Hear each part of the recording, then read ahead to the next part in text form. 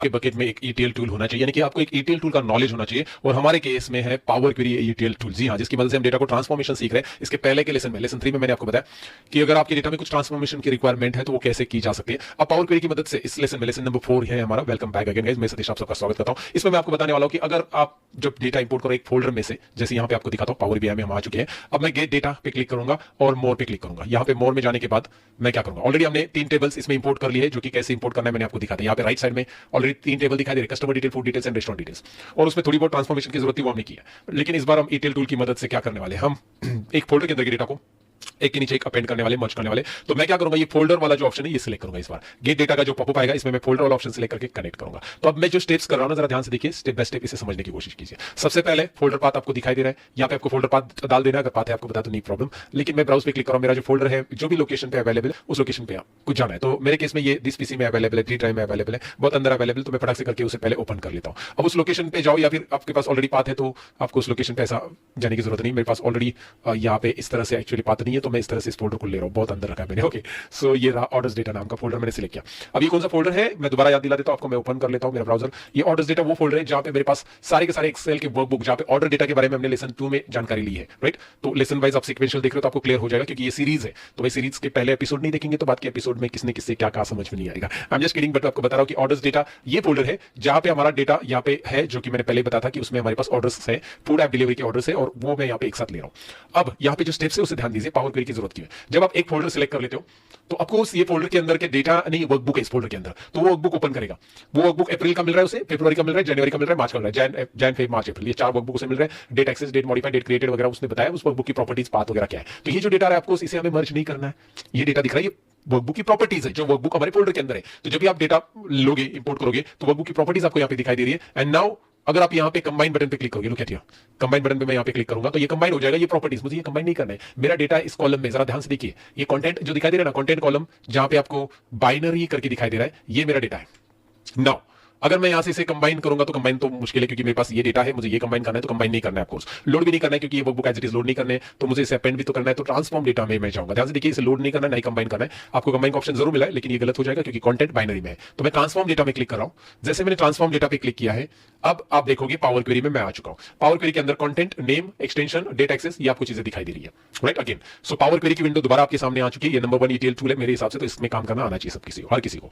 तो मैं क्या कर रहा हूं, इस कंटेंट कॉलम को छोड़ के बाकी सारे कॉलम की जरूरत नहीं मुझे, तो मैं कंटेंट के ऊपर क्लिक करूंगा एंड रिमूव अदर कॉलम। ये देखिए स्टेप्स याद रखिए, मैं जो स्टेप्स कर रहा हूं ना वो चीजें बीच बीच में जूम करके आपको दिखा रहा हूं। Remove other columns, right click करना है कंटेंट कॉलम पे, रिमूव अदर कॉलम। नाउ इसके अंदर के बाइनरी कंटेंट को एक्सट्रैक्ट करना है, तो ये वाला ऑप्शन हम यूज नहीं करेंगे। यहाँ पे कंबाइन फाइल्स का ऑप्शन है, ये नहीं करेंगे, हम एक्सट्रैक्ट करना है कंटेंट्स को। तो ऐड कॉलम, एक ट्रिक बता रहा हूं, जो ट्रिक आपको फॉलो करनी है, ट्रिक बहुत जरूरी होता है। ऐड कॉलम पे क्लिक करो, एक नया कॉलम हमें ऐड करना है, ऐड कस्टम कॉलम। एक छोटा सा फॉर्मुला में सिखाने वाला, एम लैंग्वेज का फॉर्मुला है पावर क्वेरी का। तो यहाँ पे कस्टम कॉलम पे क्लिक करते एक डायलॉग बॉक्स आएगा। देखिए एक ही कॉलम हमारे पास है, हमने ऐड कॉलम लिया, कस्टम कॉलम, एक और कॉलम हम ऐड कर रहे हैं। इस कॉलम का नाम रख देते हैं, कुछ भी नाम रख सकते हैं इसमें, इसको नाम रख देते हैं टेबल। ओके, टेबल नाम रख दो, कोई भी नाम रख सकते, कोई इशू नहीं है। डेटा नाम रखो, टेबल नाम रखो, जो भी नाम रखना है। उसके बाद यहाँ पे एक्सेल का फॉर्मुला दे देंगे, एक्सेल डॉट वर्कबुक, ये दिखाई दे रहा है एक्सेल डॉट वर्कबुक। ये फॉर्मुला ध्यान से टाइप करो, बहुत सारे लोग टाइप करते समय यहाँ पे गलती करते हैं, डबल डबल एक्सेल लिखते हैं। तो ये फॉर्मुला एक्सेल डॉट वर्कबुक भी होना चाहिए। या फिर आप टाइप करते समय एक बात रखो, EX टाइप करो, यहाँ पे कहीं पे फॉर्मुला दिखाई देगा, EX टाइप करती है, ये दिख रहा है, पहले दिख रहा है टॉप में। तो टैब बटन कीबोर्ड पे प्रेस कीजिए, ये आ जाता है। उसके बाद ओपन ब्रैकेट कीजिए, उसके बाद क्या करना है, ओपन ब्रैकेट और CON टाइप करना है, ओपन ब्रैकेट टाइप करना है, ओपन पैरेंथेसिस करने के बाद content CON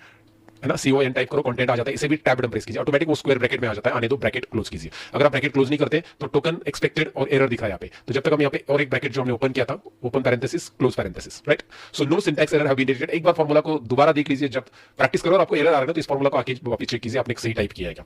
content square bracket में ऑटोमेटिक आता है जब आप CON टाइप करके सिलेक्ट कर लेते तो, और ओके कर लीजिए। फॉर्मूला दोबारा देखना बहुत जरूरी है, मैंने बहुत बार देखा है, बहुत सारे लोग इसी में एरर करते हैं। अगर आपका एरर आ रहा है तो दोबारा इस पे डबल क्लिक करके आके फॉर्मूला चेक कीजिए। कहां पे डबल क्लिक किया मैंने, ये जो एक्शंस होती है ना जिसके बारे में मैंने पहले बात की आपसे, तो ये एक्शंस पे डबल क्लिक कीजिए and now look at your content में जाकर फॉर्मूला एडिट कर सकते हैं, बट फिलहाल करेक्ट है हमारा फॉर्मूला। तो ये बाइनरी कॉलम की जरूरत खत्म, right click on binary column and set remove. क्या करना है, बाइनरी कॉलम की जरूरत खत्म, बाइनरी कॉलम रिमूव कर दो, क्योंकि हमारे पास टेबल यहाँ पे एक्सट्रैक्ट होकर आ चुका है, कंटेंट एक्सट्रैक्ट होकर आ चुके हैं। तो अब इस टेबल के अंदर, टेबल मैंने एक्सट्रैक्ट किया, नाम भी उसका मैंने टेबल ही रखा था, इसलिए उसके अंदर भी टेबल ही है वैसे। अब मैं इसे एक्सपांड करता हूं। पहले एक्सपांड बटन ये दिख रहा है, ये छोटा सा बटन आपको दिखाई दे रहा है, यहाँ पे क्लिक करो, ये लेट मी जूम इट, ये कॉर्नर पे आता है टॉप पे, इस पे क्लिक कीजिए।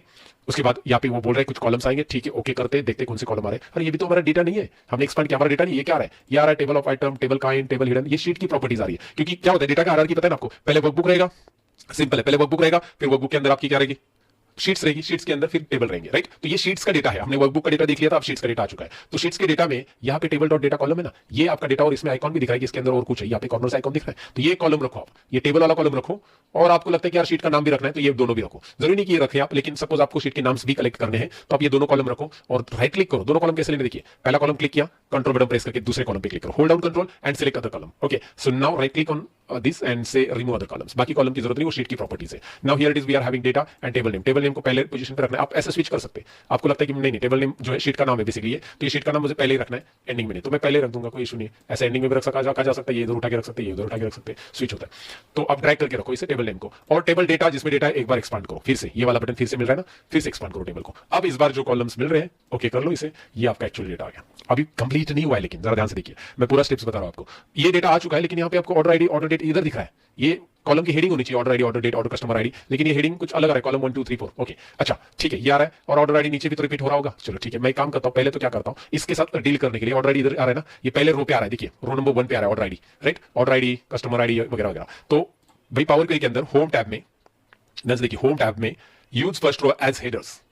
इसका मतलब क्या है समझ में, नाम सेल्फ एक्सप्लेनेटरी है कि भाई यार use first row as header, ये जो पहला रो है उसको हेडर करो, बूम हो गया हमारा first row as header. But यहाँ पे कुछ रेड और ग्रीन दिख रहा है, क्यों? व्यू में जाओ और कॉलम क्वालिटी ऑन करो, व्यू में जाकर कॉलम क्वालिटी ऑन करो और देखो कि भाई यार कुछ तो गड़बड़ दिख रही है। वो बता रहा है कि 1% एरर है, वैलिड कुछ नहीं दिख रहा है, एम्प्टी दिख रहा है, वैलिड 100% दिखना चाहिए, बट वो बता रहा है एरर है। अब ये एरर क्यों है, रीजन बताता हूं। एरर इसीलिए है क्योंकि हमारे डेटा के अंदर, ध्यान से सुनिएगा, हमारे डेटा के अंदर ऑर्डर आईडी हर एक टेबल में कॉलम हेडिंग था। तो जब मैं इसे एक बार अंडू कर देता हूं, जो हमने प्रमोटेड हेडर किया था, ये अंडू कर दिया, मैंने किया था ना यूज फर्स्ट एज हेडर, मैंने अंडू कर दिया, यहां से मैंने हटा दिया यूज फर्स्ट एज हेडर्स को, क्लोज कर दिया।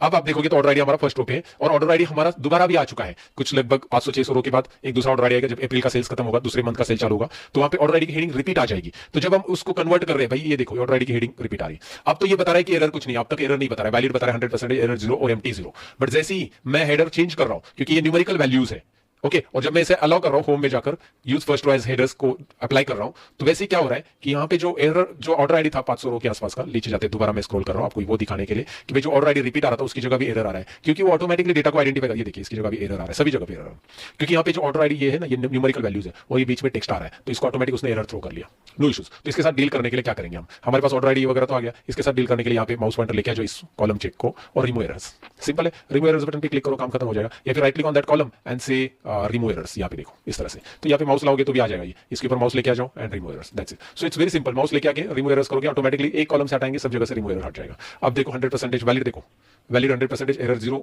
Empty 0, wow great. नाउ इस कॉलम का भी नाम बदल देते, इसका नाम है month and year, month and year साथ में, ये शीट का नाम है बेसिकली, तो हमने उसको मंथ एंड ईयर नाम दे दिया। Look at here now, month and year, right. इस कॉलम को हमने रखा था जानबूझकर, ये नहीं रखना है तो अभी भी आप डिलीट कर सकते हैं, बाकी हमारा डेटा है।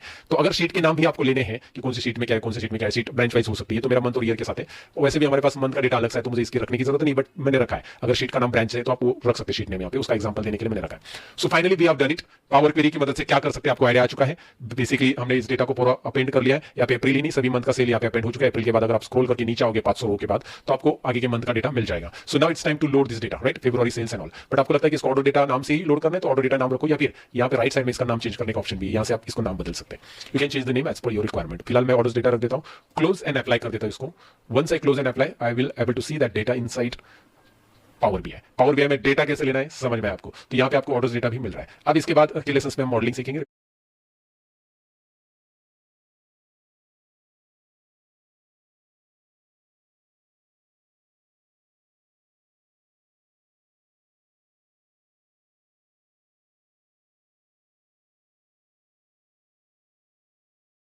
रिलेशनशिप कैसे स्टैब्लिश होगी ये हम देखेंगे। सो नेक्स्ट सेशन में मिलते हैं। अगर अब तक वीडियो भी पसंद आया तो लाइक जरूर कर देना, साथ में लिंक देंगे तो फॉलो कर देना। Bye bye guys, take care.